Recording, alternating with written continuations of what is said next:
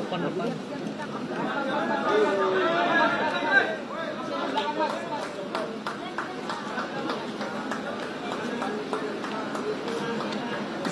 Yang di record bentar ya. Oke, cukup. Terima kasih. Kemudian dari Partai Golongan Karya. Selamat datang di New Perspective.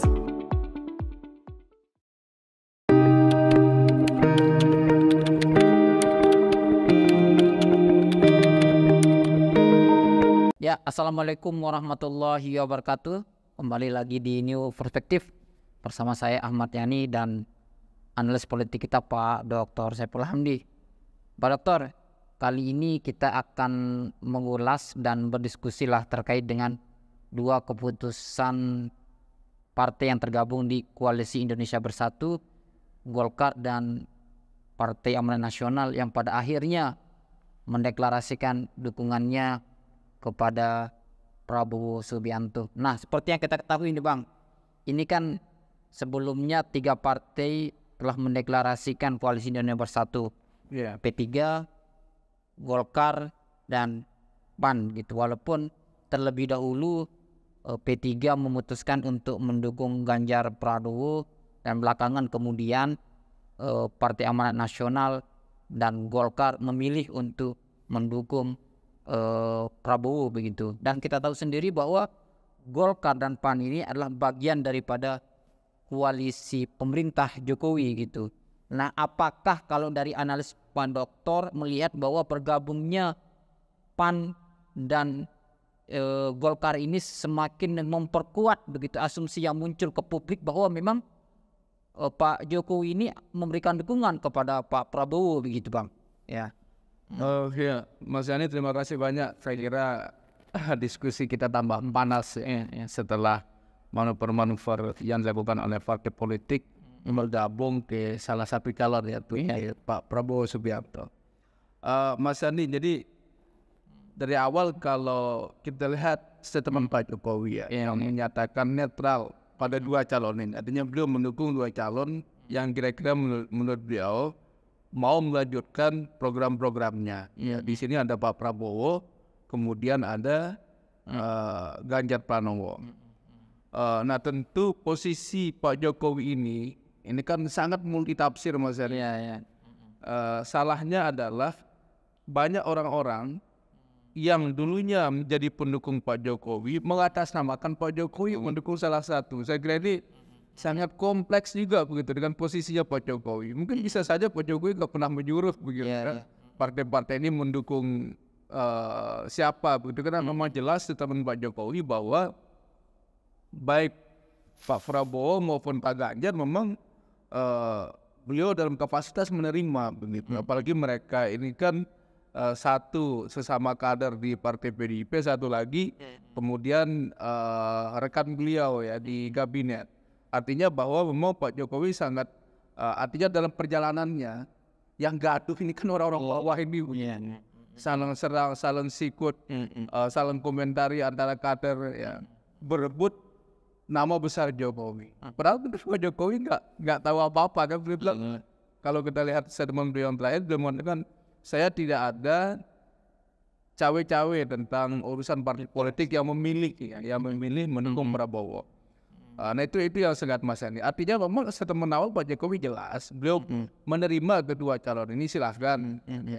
Tetapi persoalan dukungan dalam arti secara personal ini kan masih belum terlihat. Beliau menyatakan bahwa mendukung salah satu, tetapi sementara ini dua-duanya cukup welcome bagi Pak Jokowi. Itu yang sangat Mas Yani. Iya.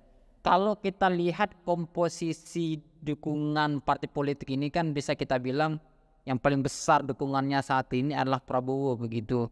Karena di situ ada 4 partai yang bisa kita bilang kalau digabung suaranya itu kursinya di parlemen hampir 268, hampir sekitar 46%. Disusul kemudian Koalisi Perubahan yang mengusung Anies Baswedan yaitu PKS, Demokrat dan Nasdem sekitar 164, dan yang paling kecil adalah dukungan Ganjar.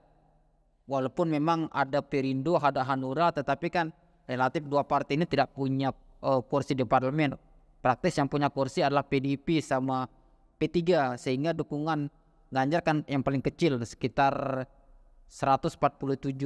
Nah, apakah Abang melihat dengan komposisi dukungan partai politik yang ada ini, apakah memang ada sebuah antipati ya dari partai-partai ini terhadap sikap dari PDIP yang selama ini begitu? Karena kita tahu sendiri kan baik Golkar maupun PAN maupun partai yang lain kan sempat juga membangun komunikasi dengan PDIP, walaupun akhirnya ternyata sekarang partai-partai ini memilih berseberangan dengan PDIP begitu, Bang. Kalau saya sih melihat ini begini, ini kan partai-partai ini punya sejarah ya. Iya, iya. Pernah mendukung Pak Prabowo, ini perlu kita lihat.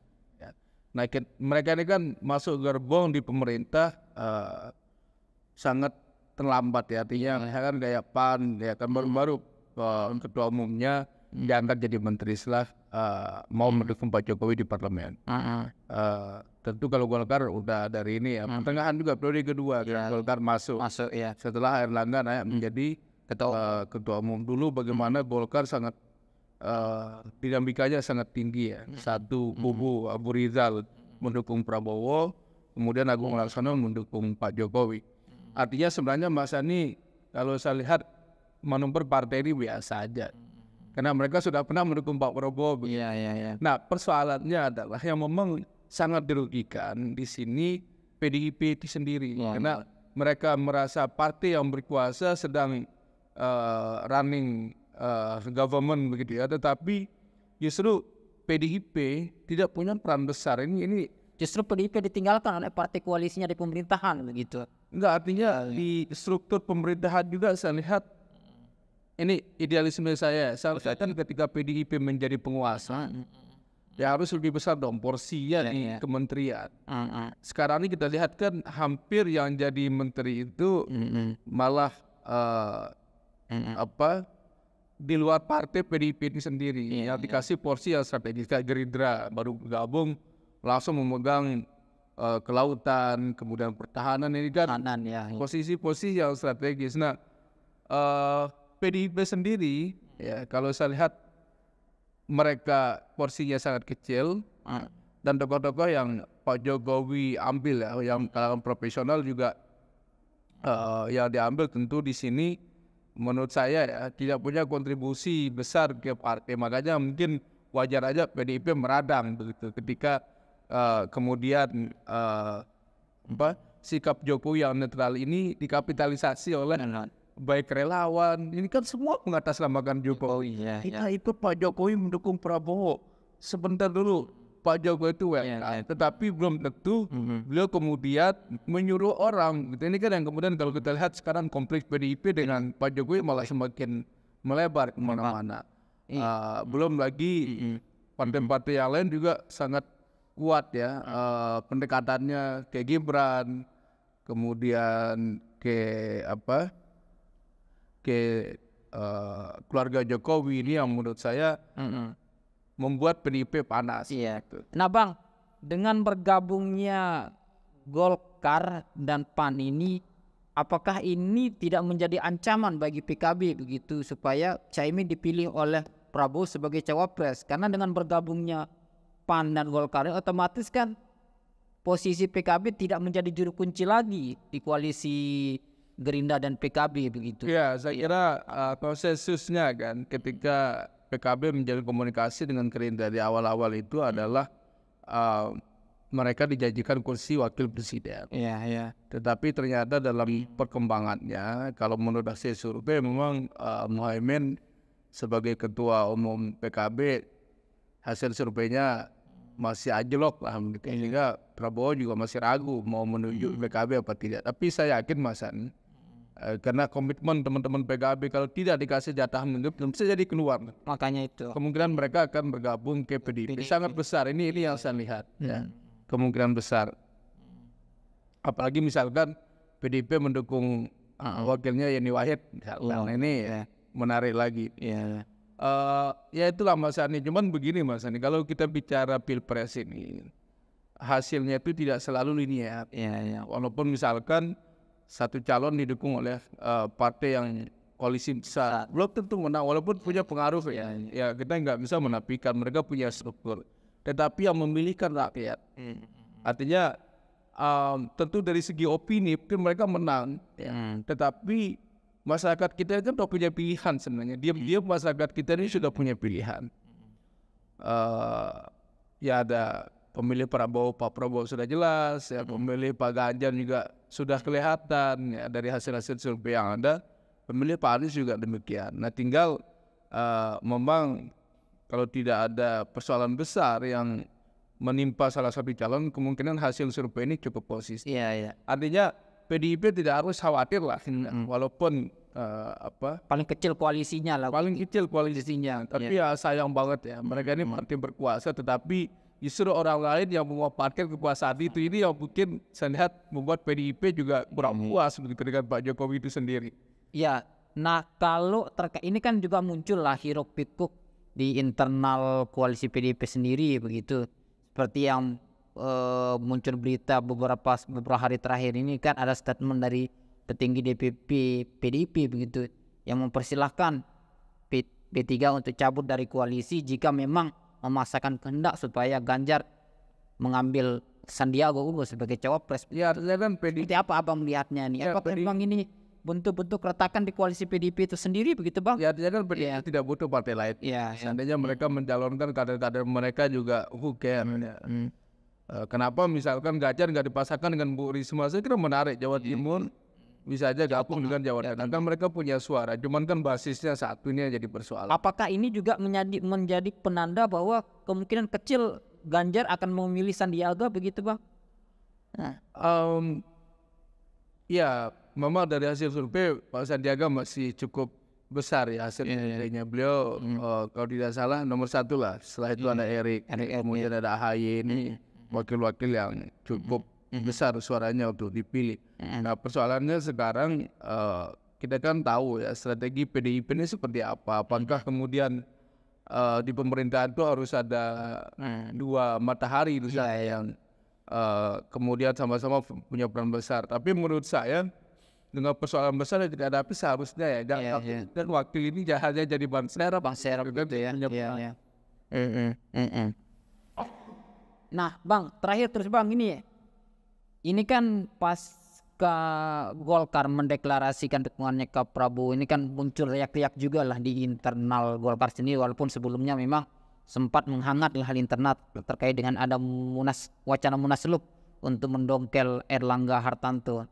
Nah yang menjadi pertanyaan kemudian adalah kita tahu sendiri bahwa munaslup Golkar itu telah mengamanatkan kepada Erlangga sebagai ketua umum, sebagai calon presiden, walaupun akhirnya ternyata kan apa yang menjadi amanat munaslup itu tidak mampu dilaksanakan oleh Erlangga. Nah pasca dukungan Golkar Prabowo ini, apakah ini pertama tidak akan berdampak terhadap kursi ketua umum Golkar itu didukung oleh Erlangga? Terus yang kedua, sejauh mana solidnya Golkar ini untuk bisa mendukung Pak Prabowo? Karena kita tahu kan setiap pemilu itu Golkar hampir tidak pernah solid begitu. Ada kader yang ke A, ada kader yang ke B begitu. Ini pun ada juga muncul selentingan atau riak-riak wacana juga yang mendukung Pilpres Anies, Ganjar begitu, walaupun memang Golkar sudah mendeklarasikan dukungannya kepada Prabowo begitu bang. Ya Mas Ani, dalam konteks demokrasi ini tidak ada satu partai pun utuh yang mendukung salah satu calon. Ketika Surya Paloh mendeklarasikan Pak Anies, misalnya, banyak juga kader-kader senior, kader-kader penting out dari sana karena pilihan lain. Nah PDIP yang kita katakan sebagai partai kader juga dinamikanya sangat luar biasa ya. Bagaimana kader-kadernya bertemu Prabowo ya di luar perintah partai ya. Kemudian ada juga Effendi Simbolon yang kita anggap ikon PDIP tiba-tiba mendukung Prabowo. Ada juga Budiman Sujatmiko. Ya, Budiman Sujatmiko, artinya saya kira ini hal biasa lah. Ketika Golkar juga pasti banyak tokoh-tokoh lain yang kemudian tidak mendukung calon yang mereka dukung. Sama dengan PAN. Kalau tidak salah saya baca di berita itu salah satu kadernya saya lupa di kepengurusan mana ya. Mereka mendukung Ganjar Pranowo. Artinya bahwa seharusnya ketua partai ya udahlah Ini kan persoalan demokrasi, pasti ada saja orang yang kemudian tidak sejalan dengan partainya. Tetapi menurut saya tidak perlu mengekspos diri, kan nggak ada untungnya juga. Suaranya juga belum tentu memenangkan calon itu. Nah itu maksud saya bahwa mungkin kader-kader juga perlu dewasa. Walaupun dia misalkan ke Prabowo, nggak perlu lah mau ekspos diri di media. Orang mau pikir, Anda ini mewakili siapa? Nah Bang, setelah pertanyaan terakhir ini Bang, setelah komposisi dukungan partai-partai ini kan sudah bisa kita bilang sudah semakin terang benderang lah begitu. Nah sejauh mana kira-kira dalam waktu dekat ini capres ini akan memutuskan cawapresnya begitu Bang? Karena ini yang masih ditunggu oleh publik, siapa mendampingi siapa begitu nih Bang? Ya artinya kalau kita lihat konstelasi yang ada sekarang, semua calon kan masih menunggu ya wait and see momen yang tepat untuk mengumumkan calon. Dan saya kira dari hasil survei yang ada, bagaimana persaingan Prabowo sama Ganjar sangat ketat ya. Pak Anies juga nggak terlalu jauh, tetapi cukup stagnan suaranya Pak Anies Baswedan. Nah bagaimana kemudian peran wakil ini sangat penting Mas Ani. Kira-kira siapa yang akan mereka pilih? Nah menarik ya di kubu Prabowo ini kan muncul dua nama di sana. Yang kita anggap orang yang sangat dekat dengan Jokowi. Ada Erick Thohir, ada Gibran. Nah ini makanya seperti apa dinamika politiknya ini? Apakah orang-orang ini nggak lurusnya ke Pak Jokowi atau ke Bu Mega gitu kan? Nah Pak Ganjar juga sampai sekarang belum menentukan wakilnya, masih memilih. Kemarin muncul Ridwan Kamil ya. Saya kira Pak Ridwan Kamil kalau dia belum bergabung ke Partai Golkar mungkin kansnya untuk menjadi wakil presiden sangat besar ya. Tapi karena beliau sudah di Golkar nggak tahu apa dinamikanya ya. Artinya kalau Jawa Barat, Jawa Tengah udah bergabung cukup kuat, cukup solid lah. Apalagi nama RK masih sangat bagus ya untuk gubernur yang dianggap berprestasi begitu. Nah muncul sekarang Yeni Wahid yang mau berpotensi mendampingi Anies gitu. Bukan Pak Anies, Pak Ganjar ya. Nah mereka sudah soal kemarin ke istrinya Gus Dur almarhum, dan sepertinya ya ada sinyal-sinyal lah Pak Ganjar akan berpasangan dengan Yeni Wahid. Cuma begini Mas Ani, saya kira wakil itu sangat menentukan. Nah cuman dalam pilpres dan perubahan pemilih kita sekarang, mulai dari generasi milenial yang lahir di bawah tahun 90-an, generasi Gen Z yang lahir di 90-an, lalu generasi Alpha yang mereka belum punya hak pilih ya. Mereka ini kan punya sikap dan pandangan politik tersendiri. Nah ini mungkin yang perlu dibaca oleh tokoh-tokoh kita. Jangan kemudian selalu melihat basis si A, dia tokoh, anggaplah tokoh sentral turun kiai, belum tentu dipilih oleh masyarakat.